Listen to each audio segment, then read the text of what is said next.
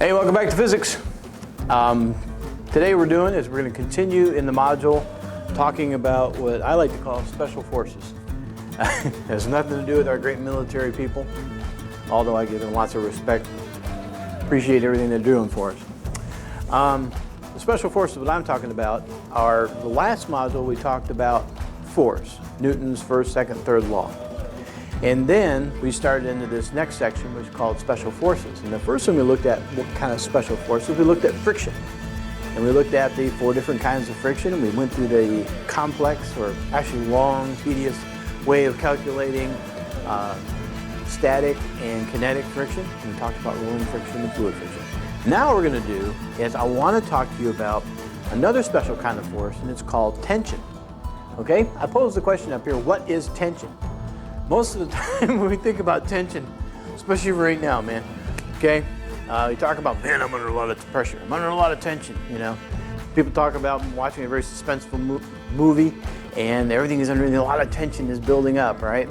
Well, it's a similar concept, but what we actually mean by tension is if you were to, excuse me, I had to pop out there, let me pop back in, is if you take any member, any kind of an object, usually it's something kind of long like this, and if you push forces in from the outside toward the center, kind of like inward, then you put the object in what's called compression, okay, which is the opposite of tension.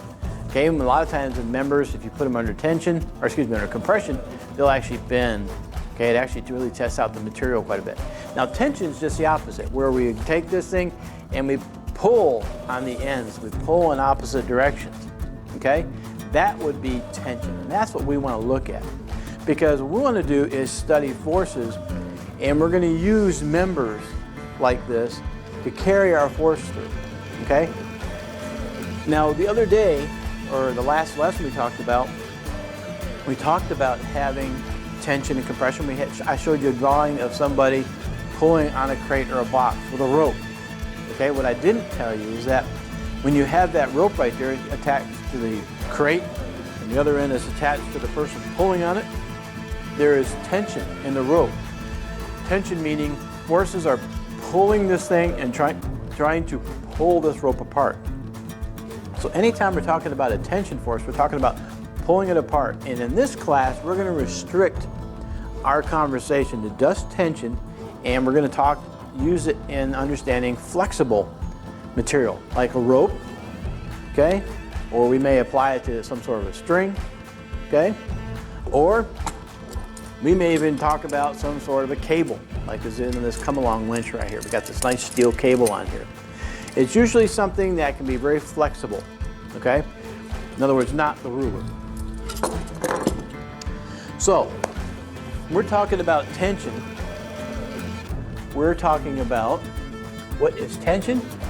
It is a force. Okay? Again, it is a force, and it's going to travel through, let's say, see if I can draw this decently. Maybe try and show the fibers of a rope, or it could be a chain. Okay, chain is also kind of flexible. It can go around pulleys, go around corners, it can bend. So we could talk about ropes, chains, cables, string, you get the general idea, okay? So we're talking about forces that travel through these things. Now, there's a couple of rules when you're talking about tension, okay? When we talk about the rules going through, or the forces going through ropes and through chains, first rule is they never stretch. In the real world, if you've ever had to pull something really heavy with a rope, you probably noticed the rope kind of stretched a little bit. If you ever had to string a clothesline to hang your clothes outside, you can hang that thing super, super tight, but as soon as you start hanging clothes, it starts to sag, and that's because it's stretching, okay? What we're gonna do is deal with a rope or a chain that is perfect, absolutely perfect, and it can never stretch or break. The second rule is there's no mass to it, okay? There's no mass. Because when we start talking about the weight and using, let's say, a rope or a string to hold on to that weight, we don't want to include the mass or the weight of the rope itself. Okay, to give you an example, let's say we have this nice rope here, and on that rope or string, we're going to hang some nice big heavy weights on there. Okay? Put a knot on there, and there's our rope or our string. And when we actually want to measure the forces acting on this weight right here, we want to do our force diagram, we want to restrict our conversation to talking about the force of weight, mg, but just the mass of the weight here, okay? And maybe its hanger. But we do not want to include the mass of the string. Although in reality, yeah, you really should include the mass of this. But in order to include the mass of this thing, especially if the length of this thing is changing, you're going to have to bring in some calculus, okay? So we're not going to allow for, we're going to say the mass of the string here is 0. Okay, we're never going to allow for the mass of the string, and it'll never break. So when we talk about the force pulling down on the weight, the other force pulling up on the weight would be the force of tension, because it's the rope pulling up on this thing. So it's force of tension. So we're going to use a capital T for the subscript right there, and that is our tension force right there. Okay.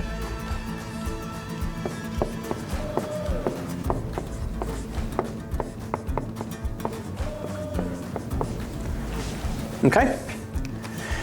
Now, what makes this kind of awkward and kind of interesting is like if we had this rope or string right here, and let's say we attached it to, let's say, a ceiling, something attached to the ceiling up here.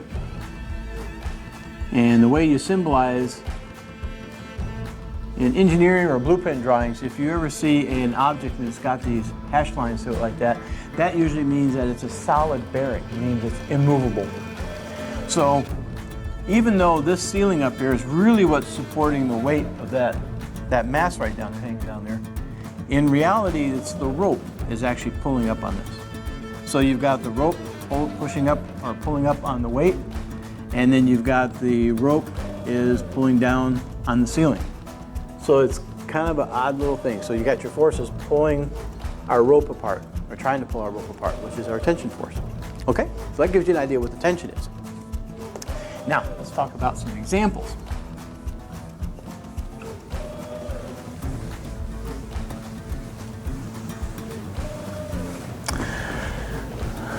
I also brought these out for you to look at. These are some bridges that engineering and physics students have made in the past. This is just one of them. And we were talking about tension and compression. For those of you interested in going into engineering or farther into physics, when you put a bridge like this and it sits over two bearings, solid bearings, and this thing begins to sag when you put weight down in the middle, of course, parts of these little members in here go into compression, parts of them go into tension. And as an engineer, you have to be able to calculate those, because you need to be able to size what size steel I-beams you're going to need, or cross members, all that kind of stuff. It's really interesting calculation work. Fun stuff. All right. First example we're going to use is we're going to go down, you got to imagine going down some small little town, okay? Like if you've ever been through Troutman, down to the main street down there, and they got a bunch of little shops down there.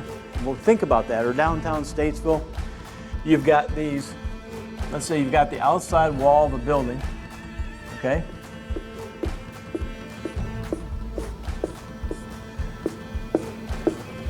And there's a brick wall right there.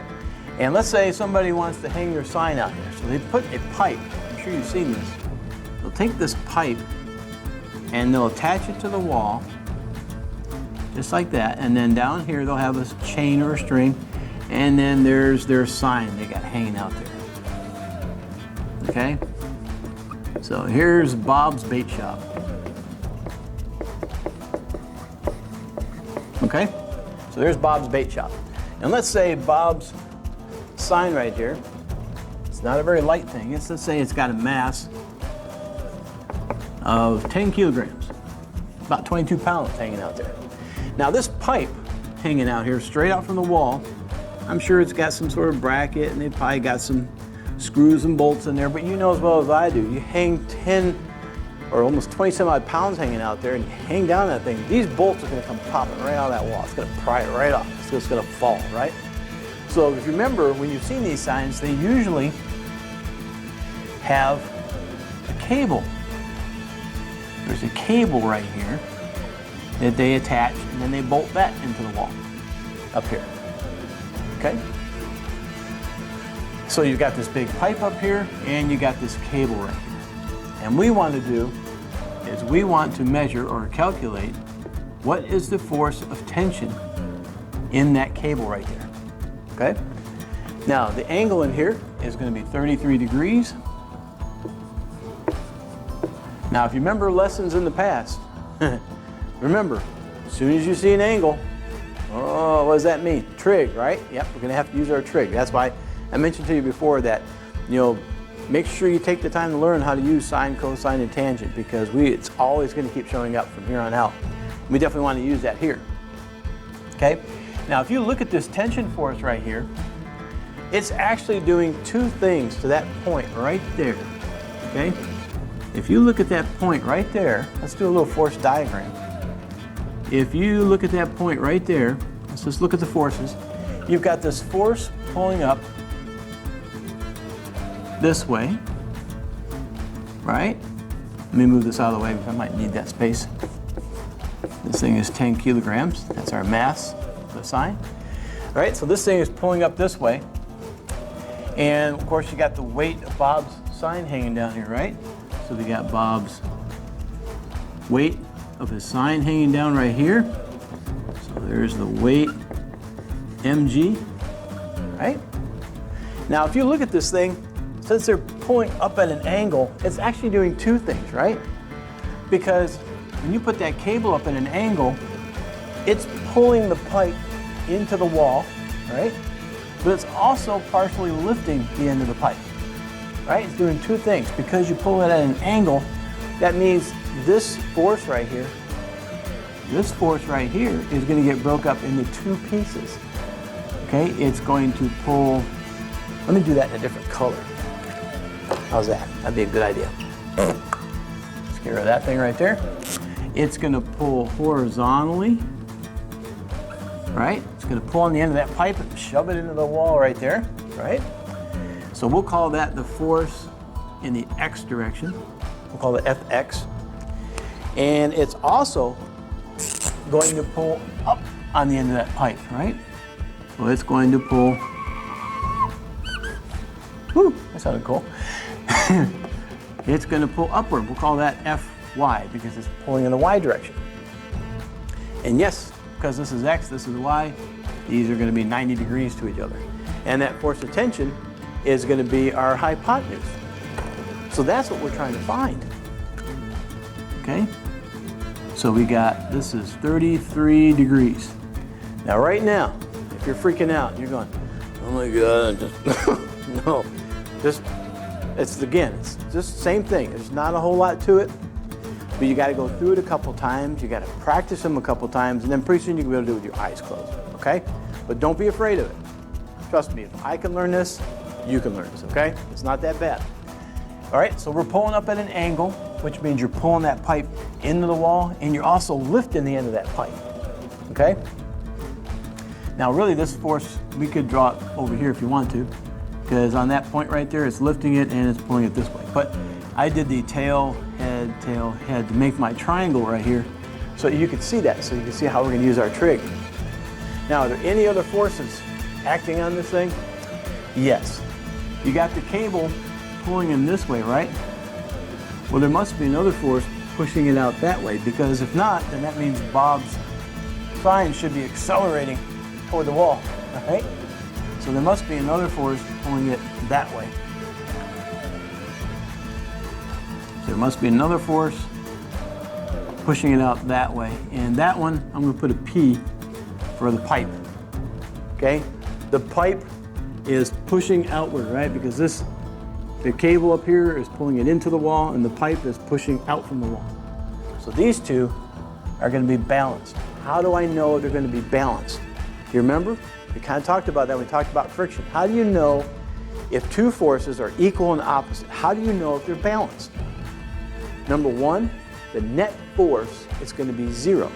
What the heck does that mean? Net force is going to be zero. That means that if you add up all the forces in the x direction, or you add up all the forces in the y direction, that means that the net force is zero. It means they cancel each other out. Well, we don't want this sign accelerating, right? Right now, the velocity of that sign is zero. And Bob would really appreciate it if we didn't have this sign flying all over the place, okay? So Bob wants us to keep this thing with no acceleration, zero acceleration. That means your net force has to be zero. That means these two forces added together has to come out to be zero. It means they're equal and they're opposite. That means the forces in the y direction have to be equal and opposite, because we don't want Bob's sign to fall. We don't want it to get flung up in the air somewhere, right? We want them to balance. So that means this downward force of the weight and that upward force from the cable, that's the only other force pulling in the y direction. That means this force and this force added together must come out to be zero. Okay, they have to be balanced. And they're balanced, or the net force is zero, because we want no acceleration, right? Newton's second law. If there's any force, net force left over, it's going to make that mass accelerate. And Bob does not want his sign accelerating anywhere, okay? Might look kind of cool on an advertising day, but hey, that's not what we want. Okay, so we've analyzed this thing. Hopefully I've shown you where these forces come from. Let's move on. Now what we want to do is we want to find the tension force. That is our question right there. How much force is going to be in that cable? If you hang a 10 kilogram sign from the end of that pole at a 33-degree angle, that cable, what will the force of tension be in that cable? Well, and the force Y is going to be 29.5 newtons, right? So that means that this little force here and this force right here have to be equal and opposite. Keep it balanced. Or if you look at the whole picture frame, which like we did over here, we take the whole force of the weight and we set that equal to the other two little pieces, it still comes out to the exact same answer. So now in this triangle right here, I know that Fy on both of these is 29.5 newtons. So now it's time to use my trig, because I'm trying to find out what in the world that tension force is. So here's my triangle. I know this angle. Again, I know the opposite, and I'm looking for the hypotenuse. Opposite and hypotenuse, that's sine. So we're going to do sine of theta is opposite over the hypotenuse. So sine of 36 degrees is equal to the opposite. So here's the 36 degrees looking straight opposite over here. That's 29.5. So this is 29.5 over the hypotenuse. I don't know. And the hypotenuse is force of tension in that wire. And that's what we're looking for, force of tension in that wire.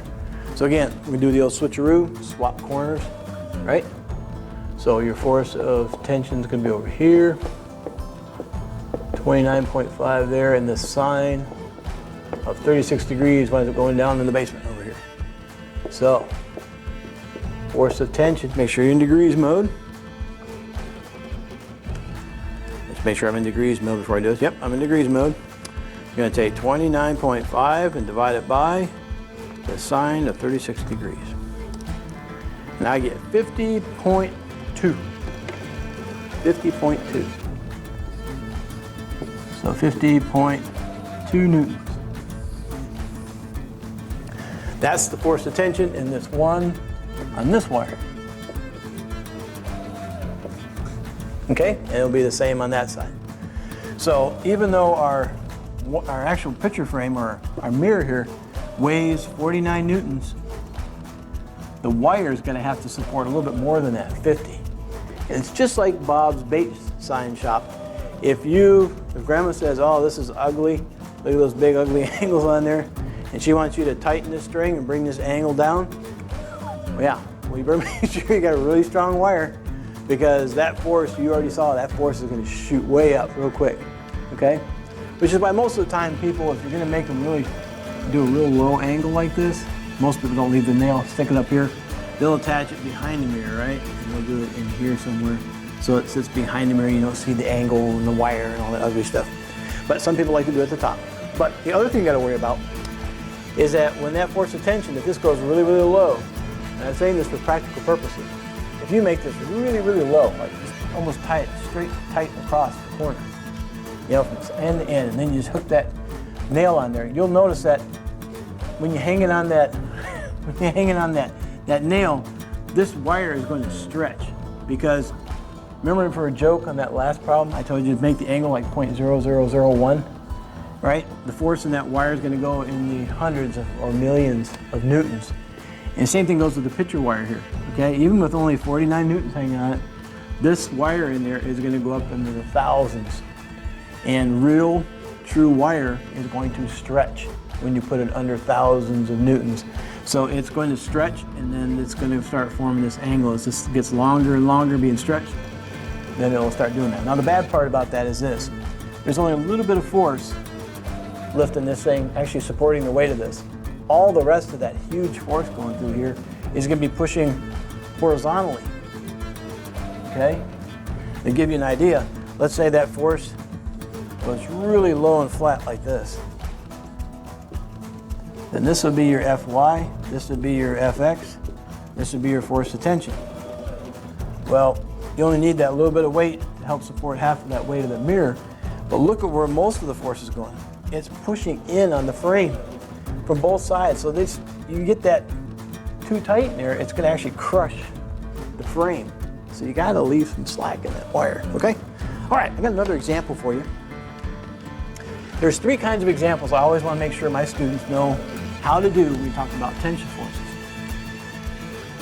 I like to make sure you can do the Bob's bait sign. I like to make sure you can hang a picture for grandma, right? Gotta make this practical, right? I make sure you know how to hang a picture for your grandma. And then the next thing I wanted to make sure you know how to do is I want you to be able to do the calculation for a street sign or a street light, okay? Out here in the middle of town, you go through and there may be a traffic light, right? You got this cable from these two poles, and right here you got, let's say, a sign or a traffic light or whatever it is you got hanging there. But a real traffic sign, them things are pretty heavy. Okay, they weigh like 100 and some odd pounds, almost 200 pounds. They're pretty hefty, big things. So let's say our sign right here has got a mass of 30 kilograms. Okay, 30 kilograms. And these are off on two poles over here. And sometimes physics books like to be tricky. They'll go, oh, okay, from this angle, from here to here, is 140 degrees. Okay? Yeah, 140 degrees. So, what is the force of tension in those two wires right there? What's the force of tension? Now, these two are supposed to be equal. I'm not sure if I did a good job drawing that. That's pretty close. So let's do a force diagram. All right, force diagram. And we're going to do it right from that point right there at the top where it's holding on. We got this force pulling up this way, and we got the same force pulling up that way. Those look symmetrical? Whew, not bad. Not bad for drawing sideways. And then you got this one big force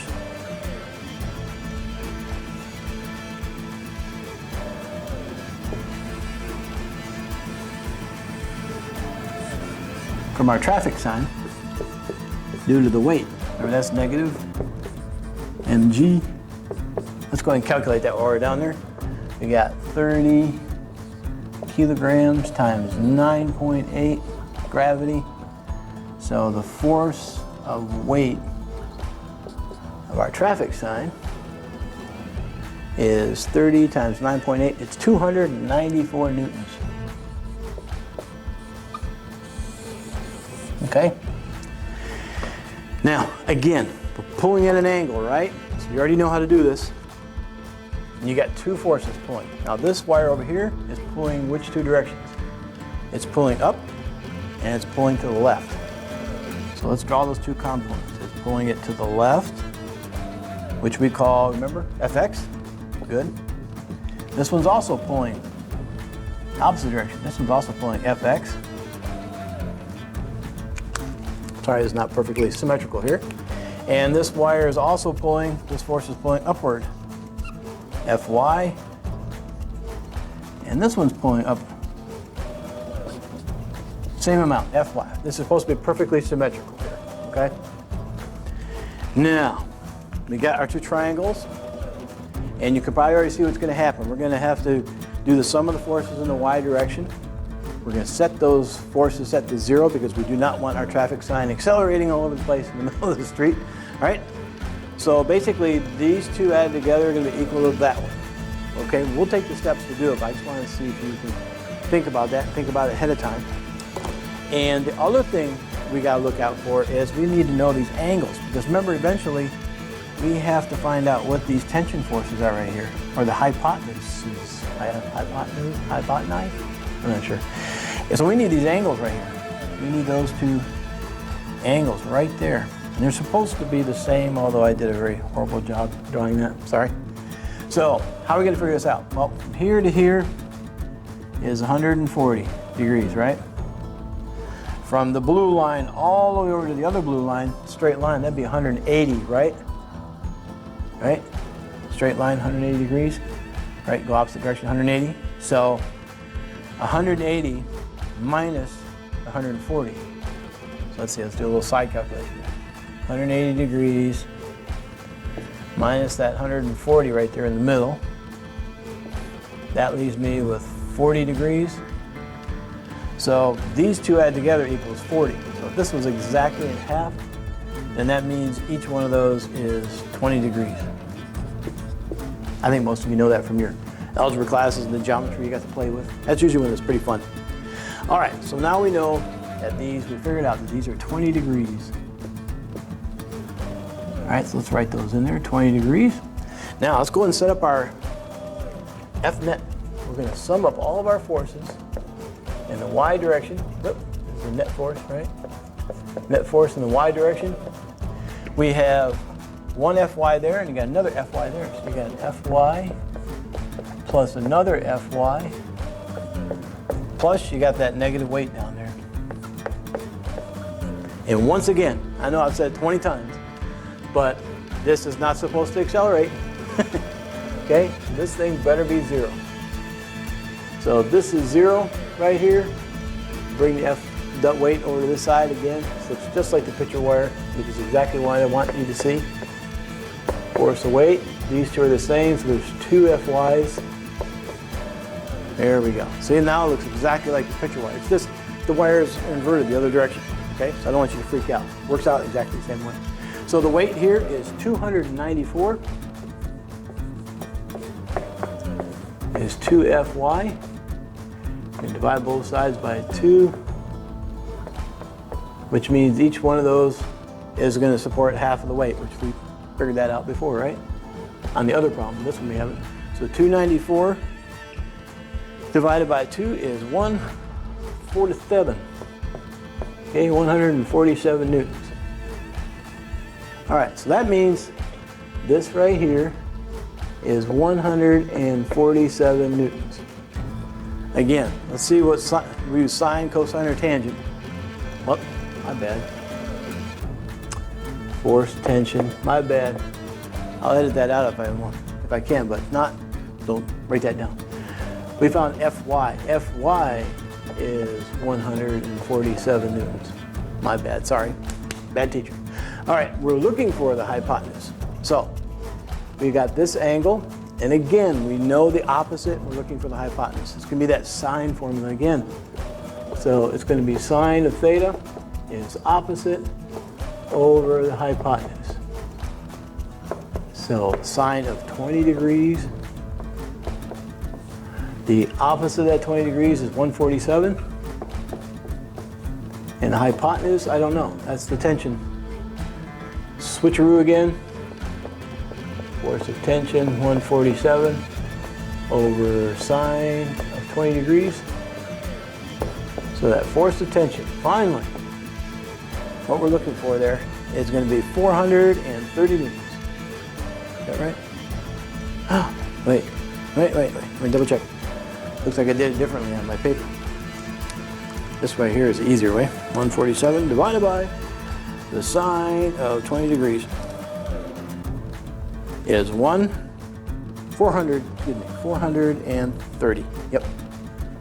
So either way I do it, still get the same answer, 430 newtons. All right, so each one of those is 430 newtons. So if you're out there hanging this traffic sign, you try and keep this pretty tight, so there's only 140 degrees. When you hang that sign on there, 294, those cables have got to each support 430 newtons each.